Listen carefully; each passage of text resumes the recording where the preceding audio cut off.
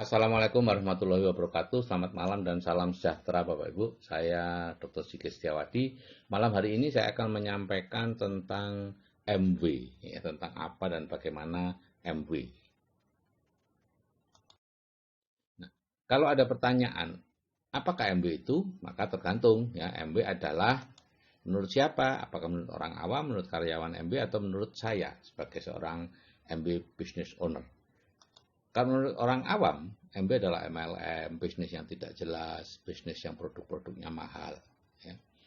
Menurut karyawan MB adalah sebuah produsen health and beauty yang berkualitas. Menurut saya, MB adalah freedom, kebebasan, ya. MB adalah family, MB adalah hope, keluarga. Saya bisa freedom 14 tahun terakhir ini karena MB, sehingga saya bisa terus beradu dengan family saya, mempererat hubungan dengan family saya, dan saya bisa memberi harapan kepada banyak orang melewati jalan MW. Nah, faktanya di lapangan seperti ini Bapak Ibu. Orang awamnya itu jauh lebih banyak dibandingkan abu maupun karyawan. Sehingga yang ada di luar sana, MW adalah bisnis MLM, bisnis yang tidak jelas, atau produk-produk yang mahal.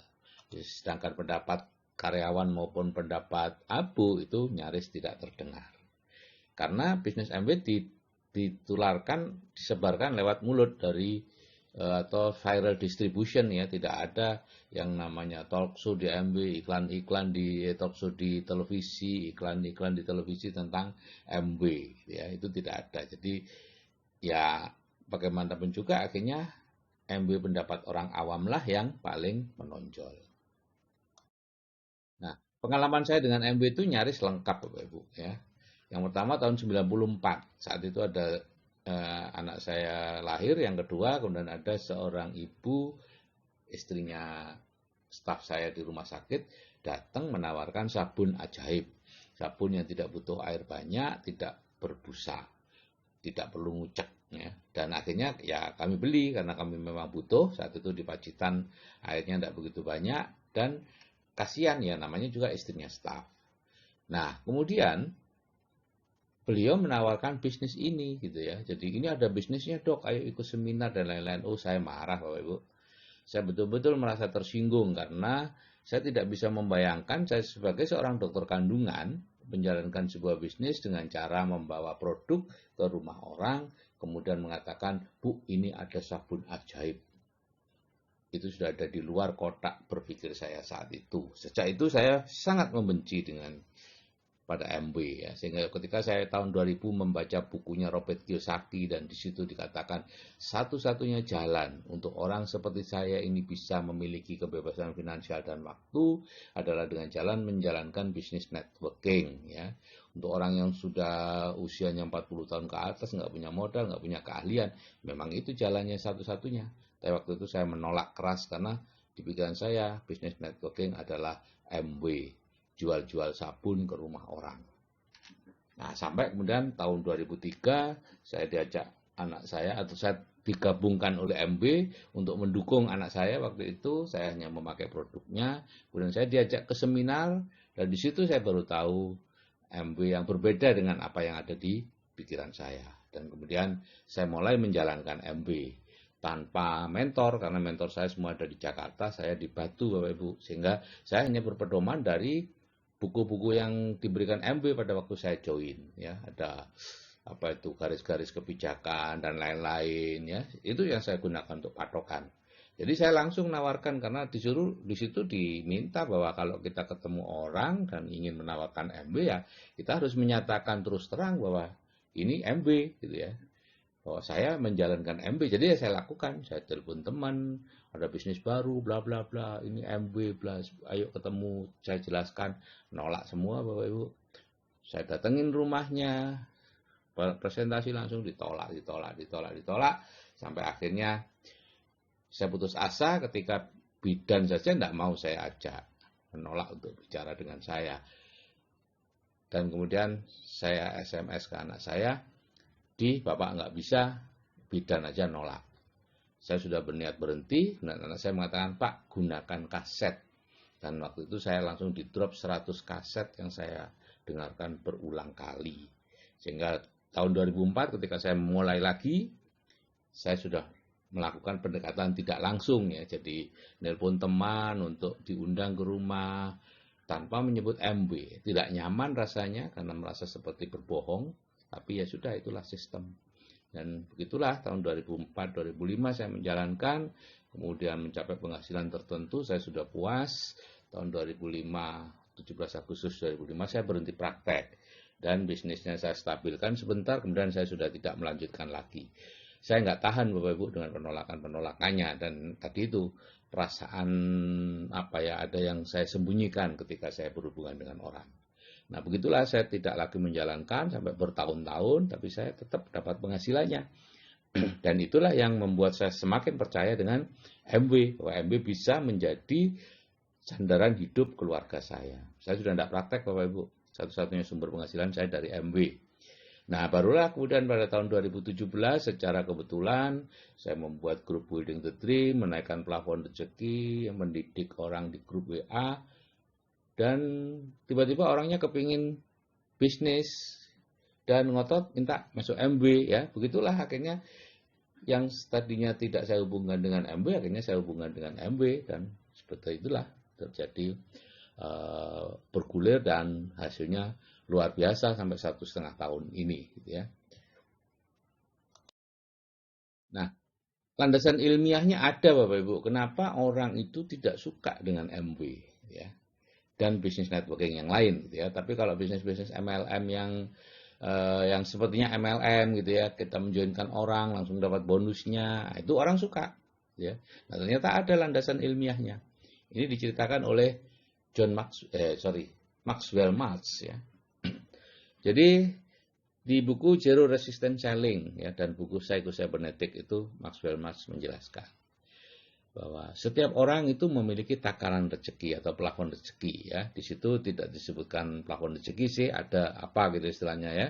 Jadi bagaimana cara mereka memandang sebuah bisnis itu tergantung takaran rezeki seseorang ya. Di mana takaran rezeki seseorang itu adalah rata-rata rezeki dari 5 sampai 10 orang yang paling mempengaruhinya.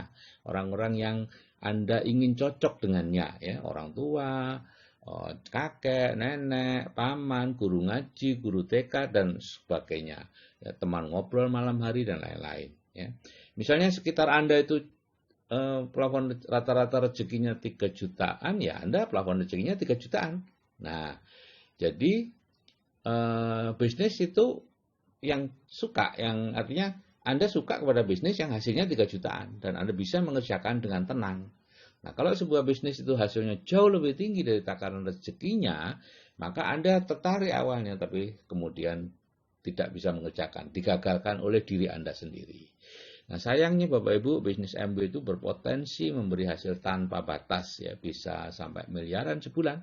Anda mau ratusan ribu sebulan bisa, jutaan sebulan bisa, puluhan juta sebulan bisa, ratusan juta sebulan bisa, miliaran sebulan bisa, dan sudah ada yang menerimanya. Sehingga akibatnya apa?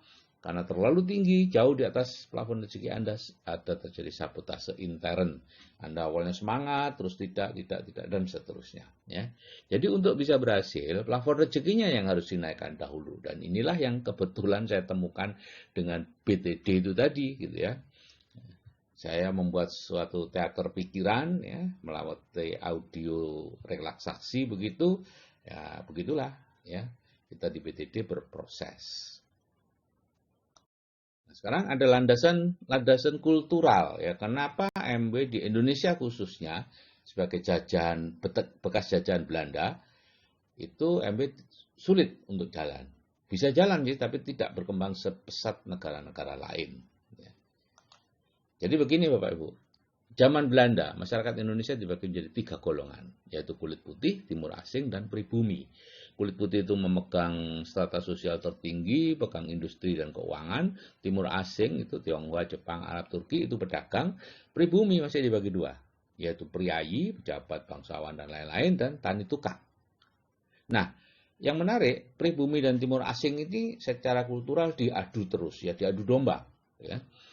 Yang pribumi menganggap orang timur asing, Tionghoa dan lain itu hanya cuan ya, uang saja, tidak peduli dengan hal-hal lain Ya itu. Nah, mereka orang timur asing yang rajin banget itu menganggap pribumi itu males, mau enaknya sendiri dan sebagainya. Itu sudah dianukan. Sehingga orang pribumi kalau ditawarin dagang untuk berdagang, sebagian besar akan nolak. Perdagangan bukanlah jalan yang mereka inginkan. Cita-cita tertinggi golongan pribumi adalah menjadi priayi, yaitu bekerja yang duduk di belakang meja, pakai baju bagus, bisa merintah orang. Soal penghasilan berapa, orang pribumi tidak peduli. Jadi kalau ditawarin MB penghasilan besar, tidak peduli. Itu yang terjadi Bapak Ibu. Menarik sih, awalnya menarik. Oh, penghasilannya besar, iya, bisa membuat saya jadi priayi, tapi akhirnya tidak jalan.